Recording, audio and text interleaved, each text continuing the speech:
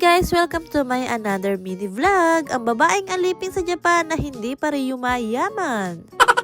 At dahil magaling na nga si anak at makakapasok na nga siya sa school, kaya pagkagising ko nga, pinakain ko na si anak at inayos ko na rin to yung mga dadali niya sa school. Tuwing Friday nga, pinauuwi nga sa kanila yung bedsheet saka yung kumot para malaban at pag Lunes naman, kailangan mo ulit yung dalhin. Pagkatapos ko nga ayusin yung mga gamit ni anak, pinaglalagyan ko na nga ng pangalan yung diaper niya. Pagkatapos ko nga ayusin yung mga dadali ni anak sa school, pinaliguan ko na nga rin siya. At dahil mahaba nga yung buhok ni anak, kailangan ko nga to i-blur dahil malamig nga dito sa Japan. Pag kasi hindi ko pinatuyo yung buhok ni anak, baka nga sumakit ang ulo niya sa salamig at pagkatapos ko nga patuyuin yung buhok niya, pinuni ko na nga rin siya. Nilagyan ko na nga rin ng moisturizer yung mukha ni anak. Sobra kasi nagdadry dahil sa sobrang lamig dito ngayon sa Japan. Kita nyo naman si anak, doble-doble na nga yung suot niya at nilagyan ko pa nga siya ng kumot para kahit papano naman ay hindi siya ganong ginawin. Paghatid ko nga kay anak, ay umuwi na nga rin ako kaagad para naman makapaglinis ako ng bahay. Hindi na rin kasi ako pinapasok ng manager ko dahil hindi naman daw ganong busy. Kaya ang sabi niya ay mag-day off na lang ako. Diyos mio, sa isang linggo, isang beses lang ako minsan pumapasok dahil hindi raw busy sa trabaho. Pagkatapos ko nga mag-vacuum, ay naglampaso nga lang din ako at nagugas ako ng plato at pinagdiligan ko na nga rin itong mga halaman ko.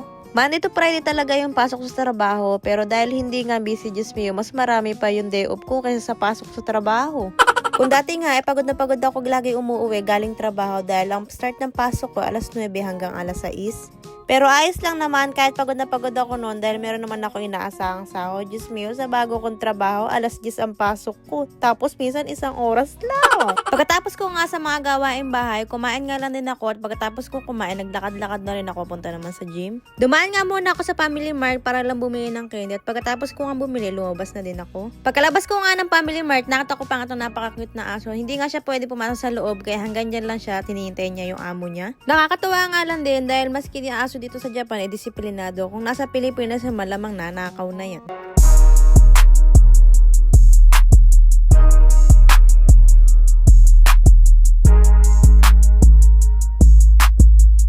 Hindi na nga rin ako gano'n nakapag-video kanina at fast forward na nga guys, nakatapos na rin ako mag-gym. Pero bago nga ako umuwi, dadaan muna ako ng grocery para bumili ng tubig ni anak. O ang usapan, tubig lang ang bibilin ko ano na naman pinagtitingin ng babae natin.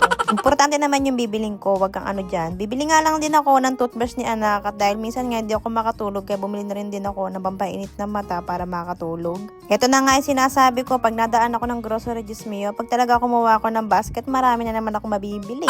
Tignan nyo yung laman ng basket, mamaya puno na yan, anak ng Shokoy. Ayan, bumili na naman ako kung ano pa yung titingin ko rito. Tinitingnan ko nga itong mga insenso ko, ano mabango, Diyos mio, lahat mabaho. Dahil naubos na nga yung tinapay ni anak, bumili na nga rin ako ng tinapay niya pang almusal, Diyos mio. Sarap nga daw to, sabi ng nanay ko, pati siya kasi kinakain niya pag nandito siya sa Japan.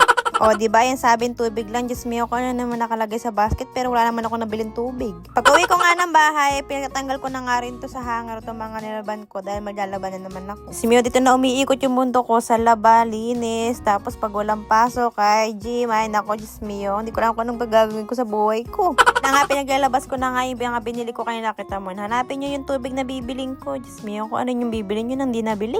Tapos ko nga ayusin yung mga pinamili ko, pinaglalagay ko na nga rin sa kanya-kanyang lalagyan itong mga halaman ko. Medyo mahaba na nga rin itong mini vlog namin, kaya hanggang dito na lang, maraming salamat!